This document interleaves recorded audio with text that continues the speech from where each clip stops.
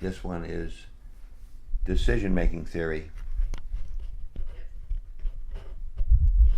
How to decide.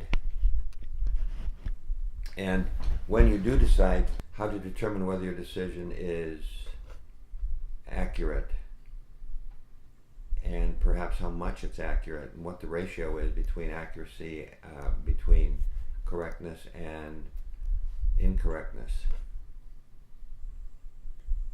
Any decision at all, whether it's a spiritual decision or just a mundane day-to-day decision, but it comes really from mystical theology. I have crafted it into mystical psychology, but it's a discernment meditation. It's a way of discerning whether or not a choice you've made is a good one, and typically spiritually and ethically a good one, but it can be applied to other choices as well. In fact, I use it when I'm doing a kind of psychic impressions with people. I will ask them some questions that elicit for them, that help them elicit information that is conducive to understanding whether the choice is a good one or not. A choice is made, a decision is made, and all of the forces of energy that we have are then collected in favor of that direction. Then it is put on the screen and examined. And the first portion is more intellectual than affective. And then the second portion is more affective than intellect. Procrastination represents unfinished business and fears and uncertainties that just are not helpful in human activity. They're just not helpful. The whole emotional system, the limbic system, weighs in.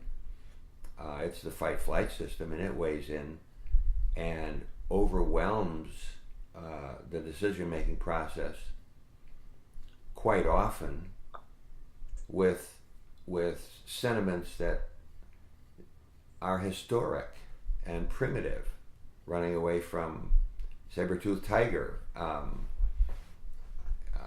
feeling horror at taking a bite of a plant that's poisonous.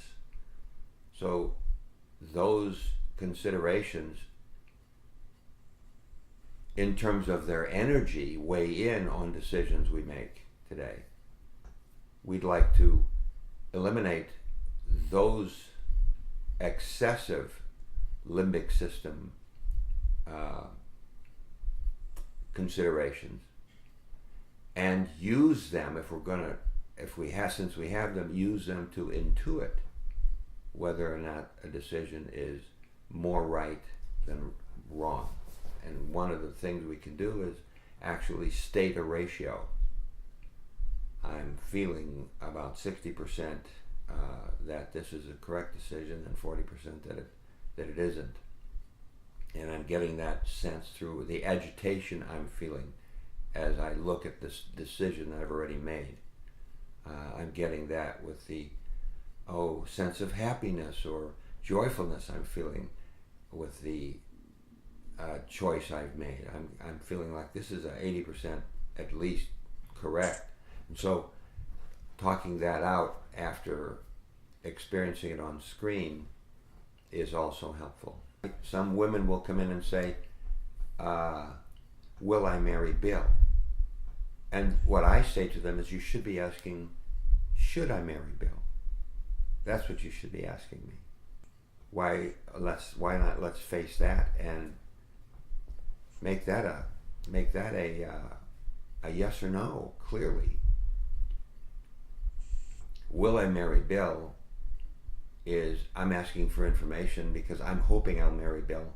So if you tell me, yes, it's very likely this year that you're going to marry Bill. In fact, I can see wedding and I can see cans behind a car, and oh, how good that is. Some psychic tells someone that and they're all pleased with that. I don't think that does much good for anybody. But if I say, well, let's Mary, are you willing to ask, should I be marrying Bill? And ask me that question, and we'll examine that. Should I stay with my current partner, my current husband? Should